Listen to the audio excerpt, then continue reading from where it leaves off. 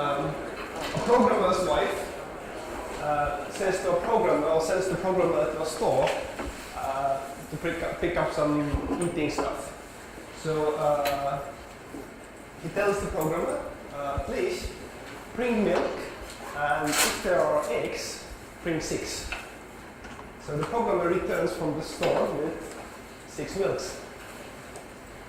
So I'm Martin. I will be talking today about when, where, how, with whom, for how much money, why and why not one should use Drupal as a startup. Let's start with just giving out who is here. Please raise your hand if you're a technical person, if you're a developer. Sort of just like about the majority here are tech people, right? Okay. Are there any business people? All right, that's good. Is there anyone who has ever done a startup before? Please keep your hand up if you actually got the kind of investment. Aha, okay. We have some professionals over here. But the other thing, see, what's the biggest problem with Drupal and as with everywhere in startup life is the number of people who have actual startup experience is very low. Because people haven't tried it yet. So if you see somebody who has actual startup experience, then that's the most important thing in this scene. I'm Martin. I have been developing stuff on Drupal since 2010. I hated it in the beginning, and I fought fiercely against it since I came from WordPress.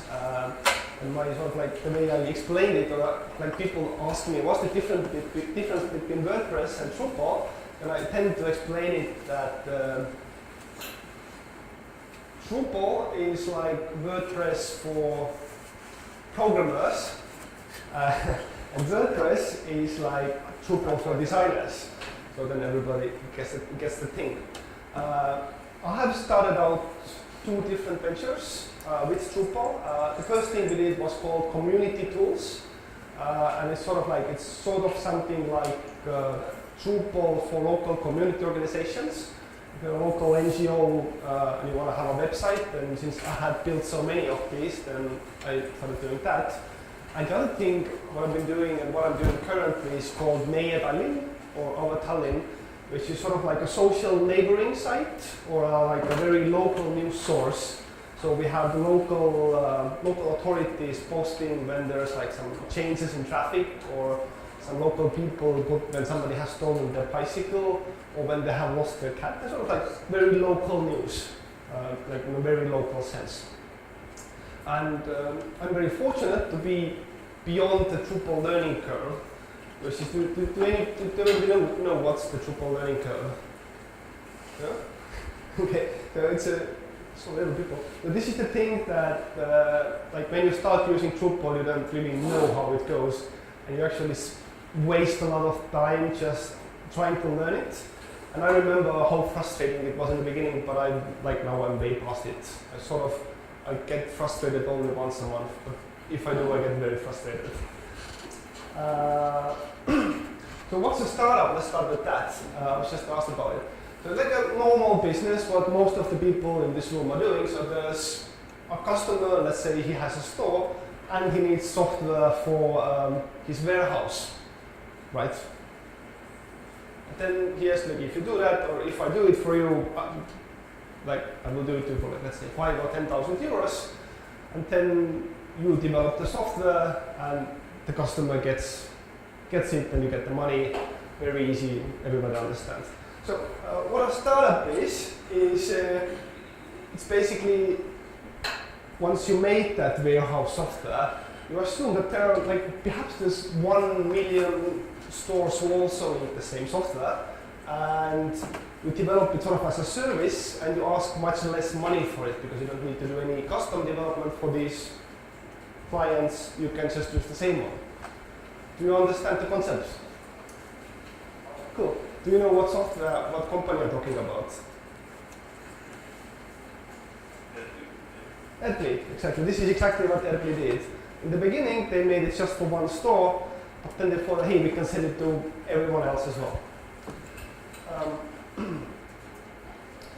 Let's start with different company types. There's this one developer company, what it's also called a man and a dog. Yes. How many of you guys are here? It's just a lone developer. Okay, 2. So then there's this designer and developer. How many of you are here? Okay, much better one. And then we have a company that has like a number of developers inside. How many of you are here? Okay. So which one of these is the best one for a startup? Depends. Depends, yeah, it's true. Depends on what? Well, if you have a case where you need, for example, 5 developers, you can do much with designer or a developer or just one developer. It might be a really deep, like if you're solving a technological problem and if you're selling it only to the niche of technologists. But most of it, like, let's say you have this warehouse software and you want to sell it to 1 million customers, then none of these ones will work because none of these developers probably know how to reach these 1 million stores. So I'm showing you something of a company type. It's sort of, usually they say that a good company is 2 to 4 people. This one is 5, but actually this one is a CEO, and actually one of these other 4 is a CEO usually. So like in a good company, in a good startup, you should have like a developer, a designer, a marketing person, and like a business developer, like somebody who's really greedy for money. So if you have these people, then you have what you might call like a startup. I've been in these situations a couple of times where I've been, so I think I've tried that, and this one is especially harsh. We tried that last year, and there was 2 developers and I also needed to develop. So what happened is that all these other jobs were left undone because we all needed to develop. So if you have only developers, it's hard.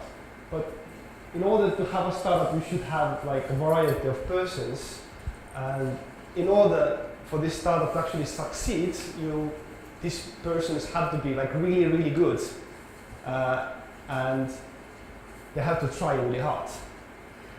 Because what happens when everybody tries really hard, but one guy doesn't, then usually also the startup is fail.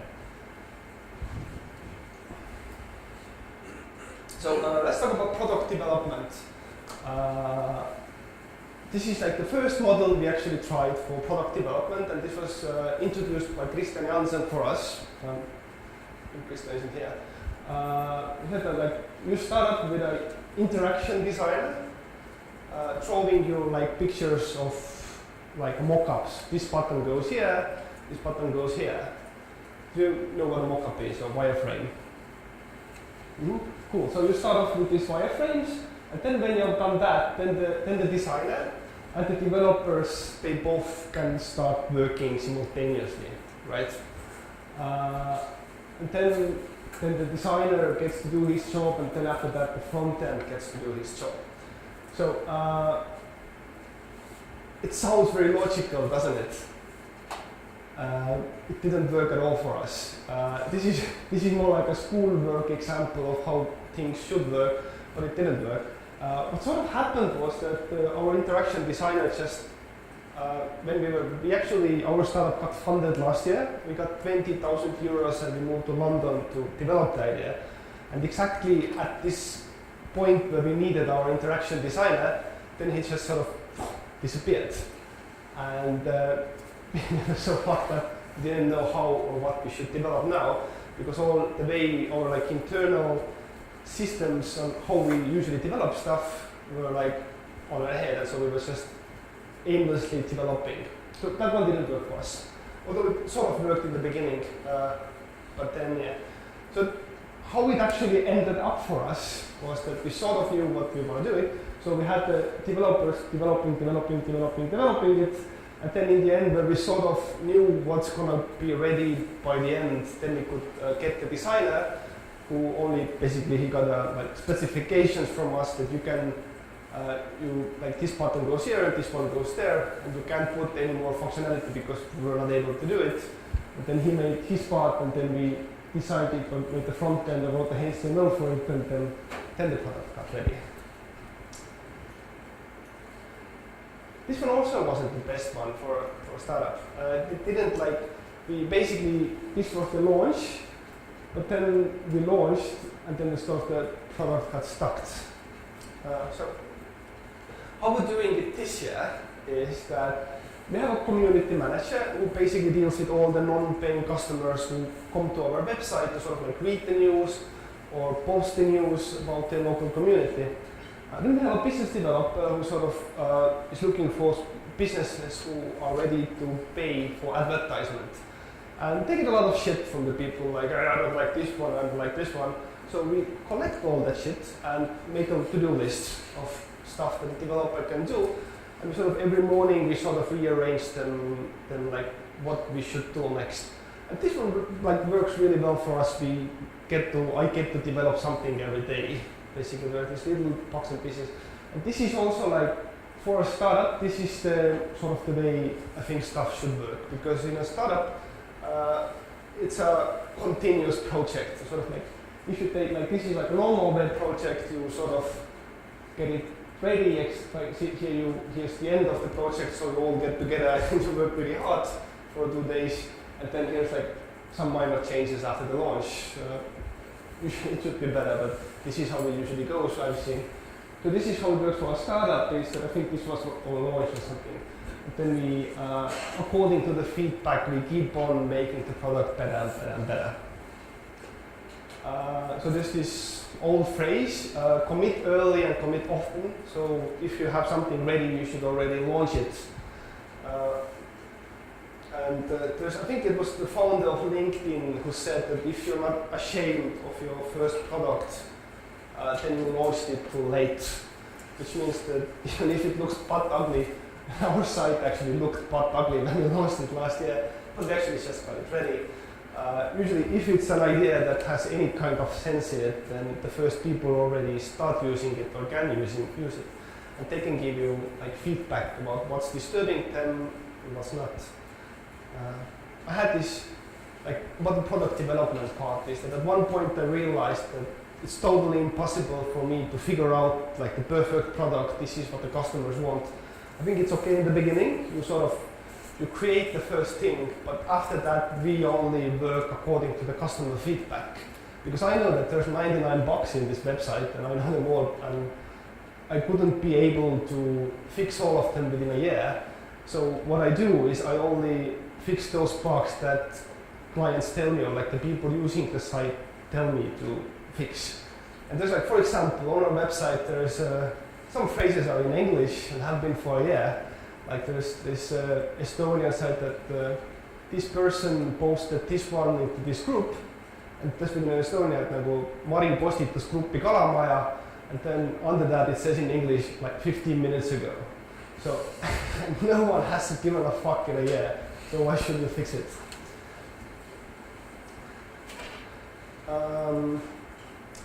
Getting shit done.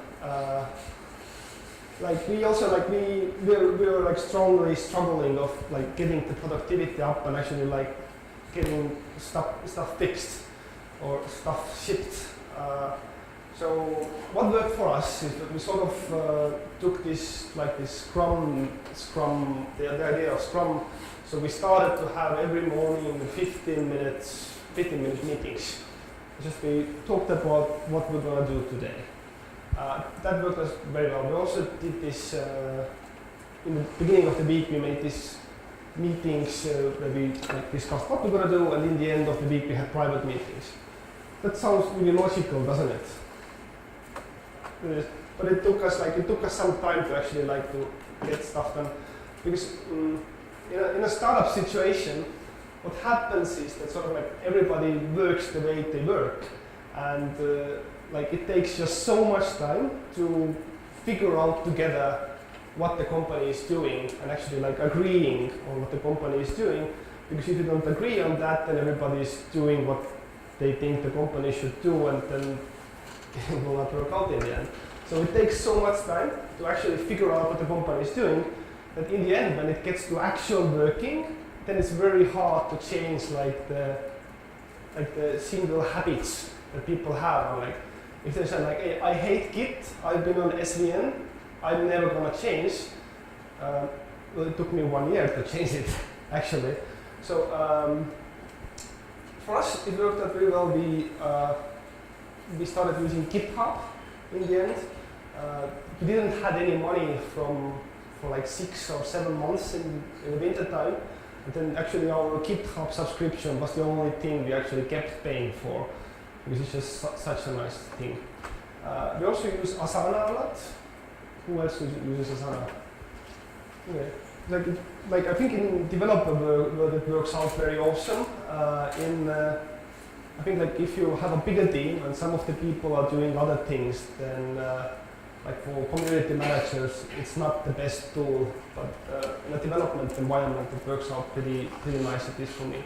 I'm also a product manager for this thing called 451.ee, which basically deals with censorship in Estonia. I'm a product manager for them, and there's a 6-person team, and we got everybody to use Asana for a short period of time. It worked out just very perfect for all of us. And we also use Toggle a lot.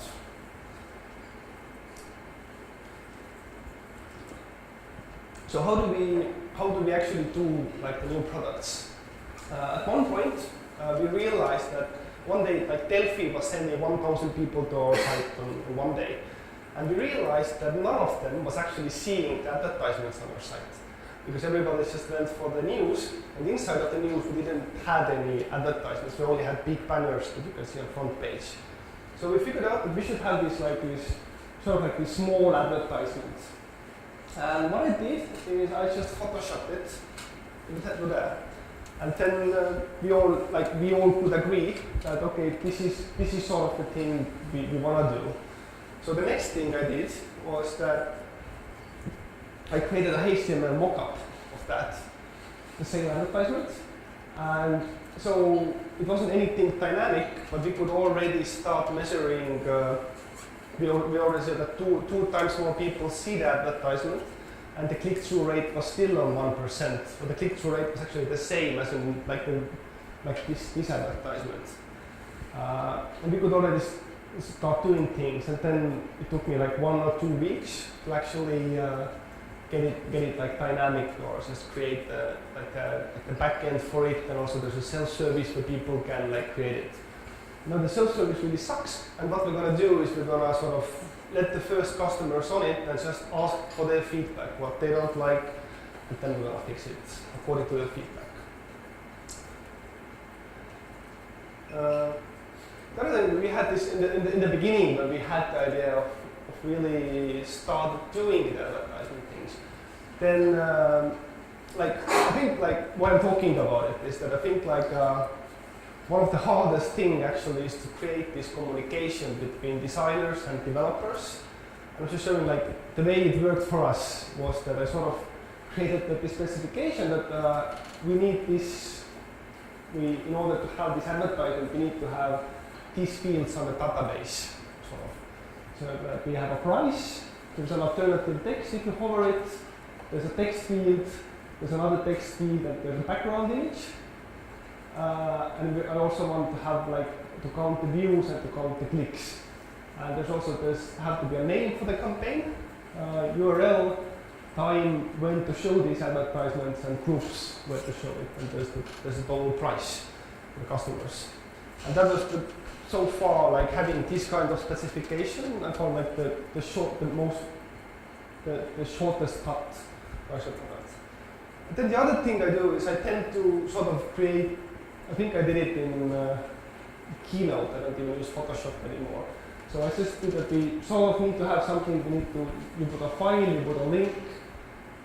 It shows you a preview. There's this thing, and that was in April, and that was a month or two after that, where we sort of had the same system live, and we had a very cool thing. Like our thing was that so we want to sell advertisements to really like small local businesses, and they never use any advertisement agencies.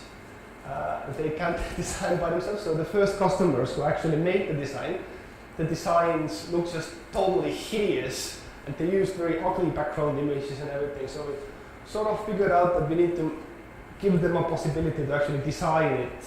So this is why we have this. If you can add the text. So this advertisement was actually done by a 65-year-old lady named Marina, who still uses Windows. It's either Windows Millennium Edition or 98. And it was done in her Internet Explorer, and she was actually able to design that advertisement. It's a very proud moment for us. This actually, I want to do it like in another style because I still haven't figured out do you know what a metric is? I don't know. A couple of people. So it's sort of like you write down that like the number of hours worked, for example, or like our community manager, we count how many likes the post are on Facebook. And up until today, I actually haven't been able to figure out what are some good metrics for Drupal developers. The two ones I know, one of them is time, and the other one is that we have like these small issues. We write down like that as our like little tasks, and this is like the number of this one solved. Is also like, I think it's sort of something because they tend to be at the same size. But this is sort of everything I have figured out. So can somebody tell me some good metrics?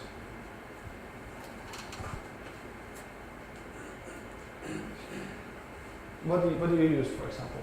Number of bots. Number of bugs. Yeah, you want to keep them low, I mean. Number of bugs. What else?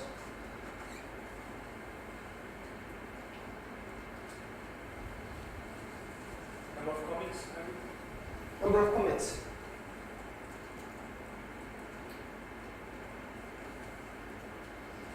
What else?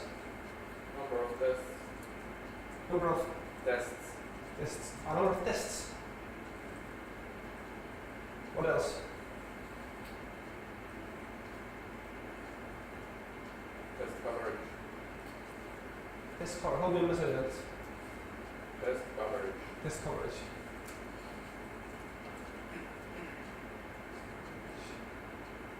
So, anything else?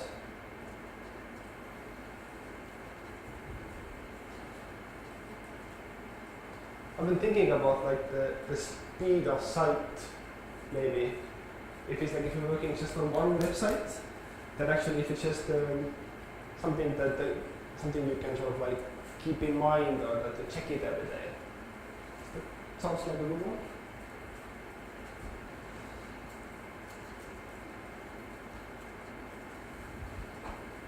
This slide looks much better.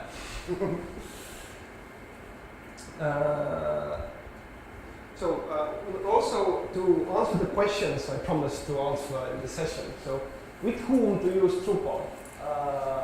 So far we've been in 3 different situations, or 3.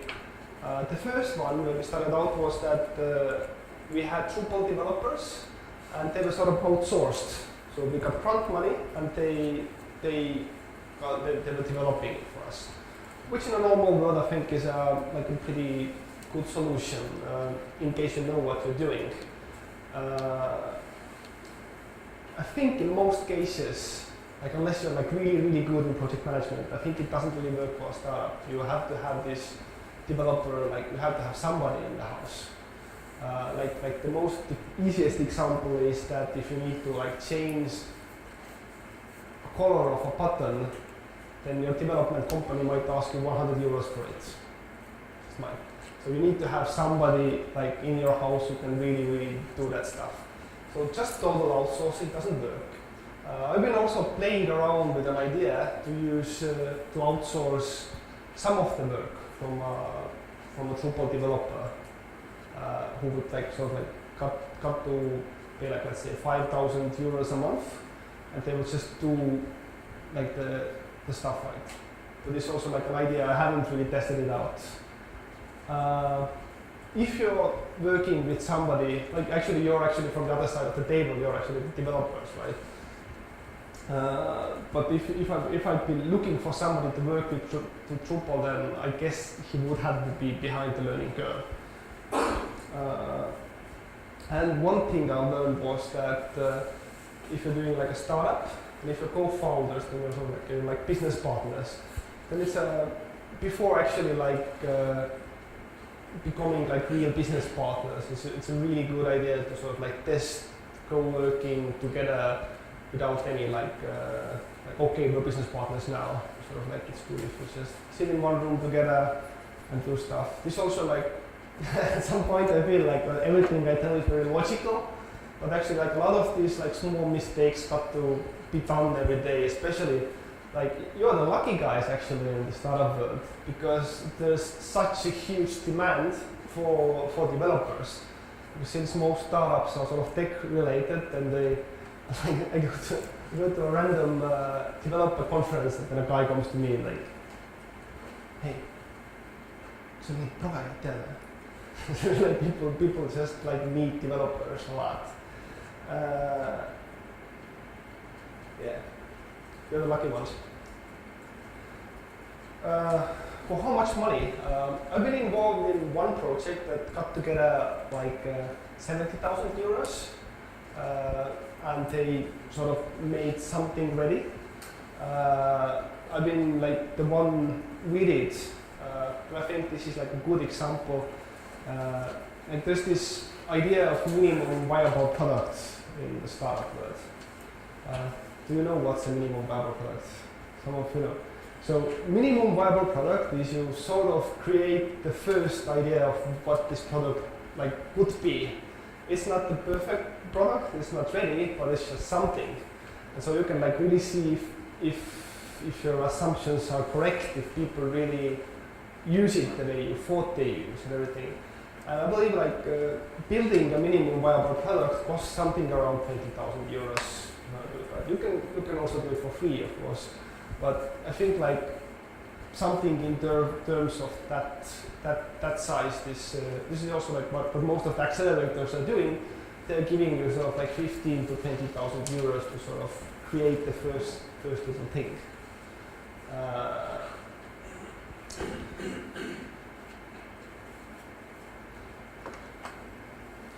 When to use Drupal and when to not use Drupal. There is a track today which starts at 4:20, and the name is Life Beyond Drupal. I think this one is going to get answered over there.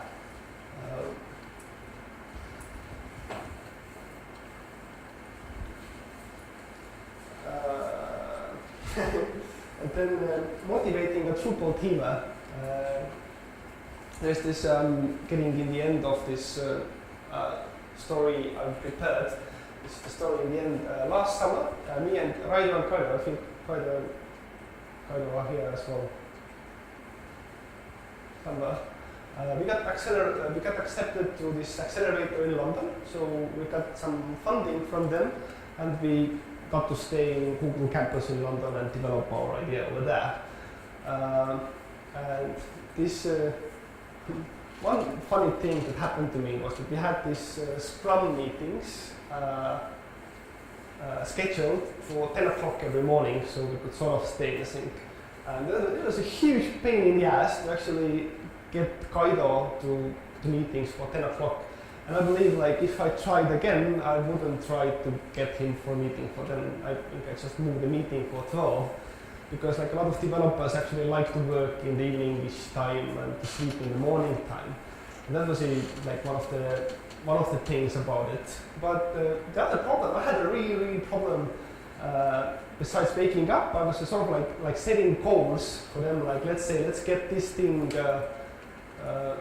let's get this thing ready, and I said, yeah, let's do it. And then I asked them on Wednesday, like, is this, how far are you? And then the answer usually was like, just like, it's Drupal, and I was really desperate at one point.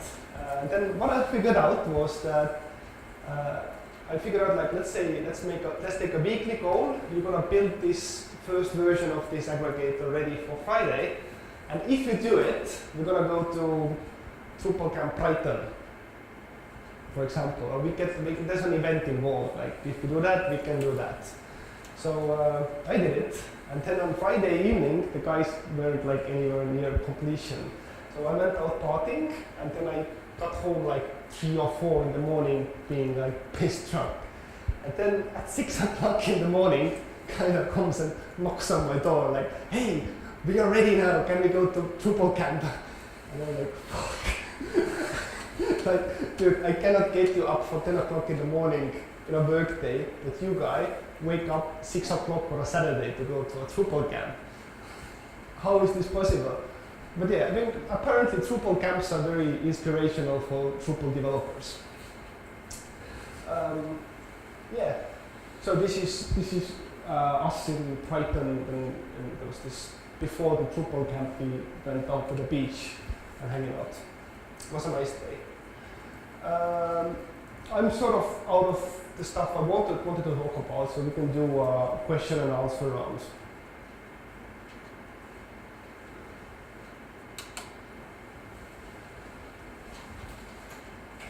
If you have any questions. If you don't have any questions, we can go for coffee. Yeah.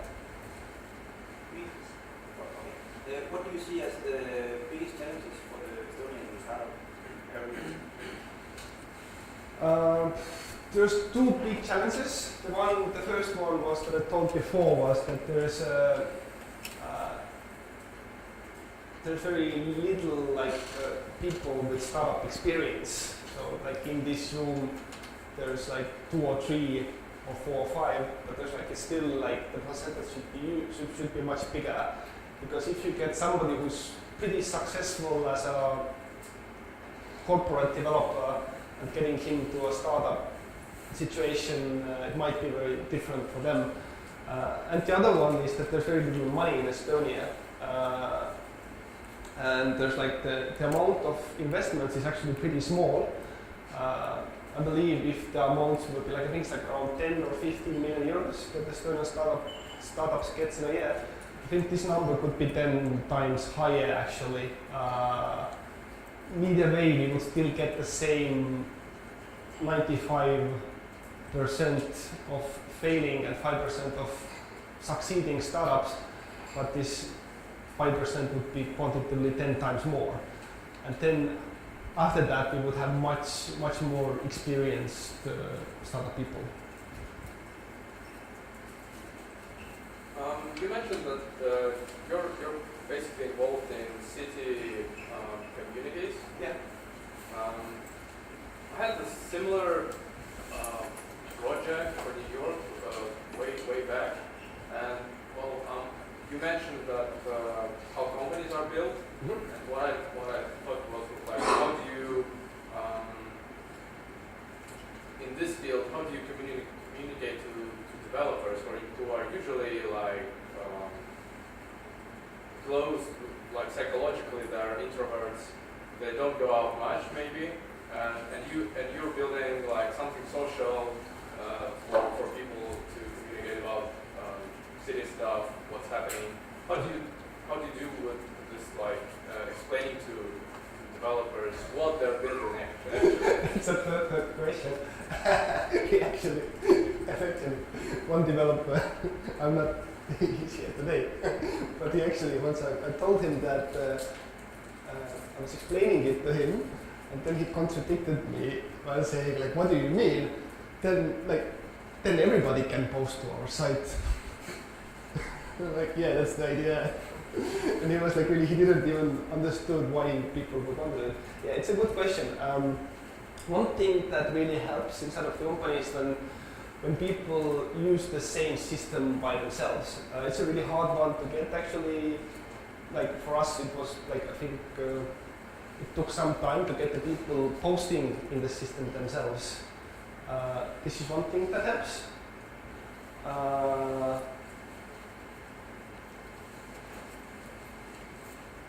The other thing is, I think like from my part, it goes actually to like product management thing, where sort of I try to be very clear in the specifications of what I want, and I try to be sort of very understandable for them. So we actually never cut in these questions, or I haven't been for years in these questions anymore. But it's also like another trend. It's like I think like 3 years ago, we were explaining like the concept to somebody, and then this like it was like a 60s guy, like he was the guy who actually gave us the first 70,000 euros. And he was like, "What do you mean, like the internet? There's nothing. There's only porn." So we got from there to, and people were really against like social networks. Like 3 years ago, people were against social networks. Now they're into social networks. Everybody understands the concept. And also, believe it or not, 3 years ago I actually had to fight with a designer and explaining to them like, hey, we have to make an iPhone app. And 3 years ago, only 3 years ago, it wasn't so clear that apps are going to go big. How do you promote your like social project with the actual community here in the company? How do you promote? We just meet with them face to face. We also meet with the local communities and we meet with city districts.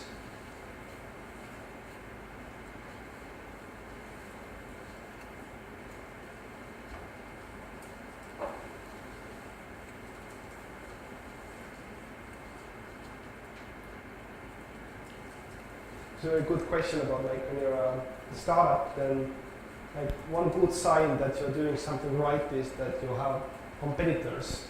So we have like 30 competitors we're aware of, but we're sure that there's more. There was a week in London where every second person I met had actually tried to build something similar. It's a very old utopia. People have been dreaming about it for years.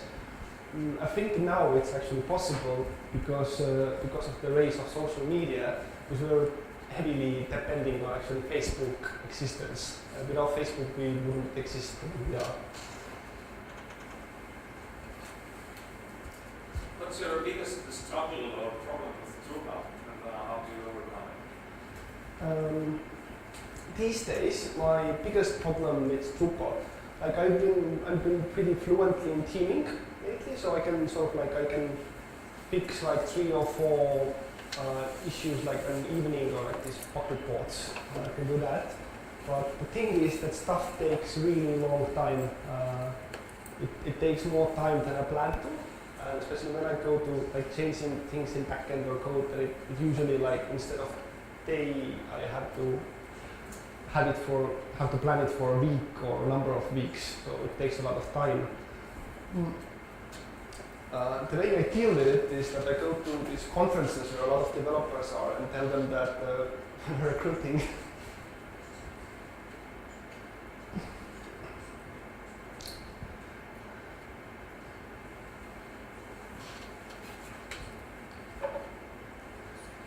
Any other questions? Is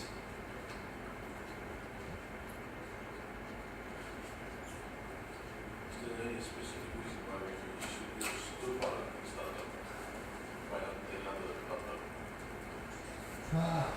Well, If you say that this, define any.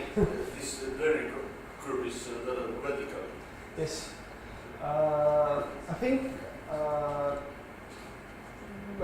if you're looking for people to do Drupal, if you do Drupal with, then you should have somebody who has learned it already. There is this number of cases where you can or where you shouldn't use Drupal. I think Christian Jansen will tell about it in the Life Beyond Drupal session a lot. Just because Drupal is so fancy. I was just like, I think the first answer would be just because you can, you should use Drupal. Because I don't have any, I can only compare it with WordPress, which I know also WordPress good. And WordPress is basically only good for the blog. yeah, but if you take like, I don't know if you know LineGag. Come on, people don't know LineGag? Okay, some people know. So this is like basically it's a WordPress blog. So and like one of the very like I think one of the lessons to take from today is that startup isn't about technology. You can sort of, you can have the best developers in the world, but if you don't have anybody who's actually selling it or marketing it or designing it, then you might be in a pickle these days. You need these people doing other stuff as well. And like 9CAG is basically, it's just create content and build community is what they're good at. And it works out well.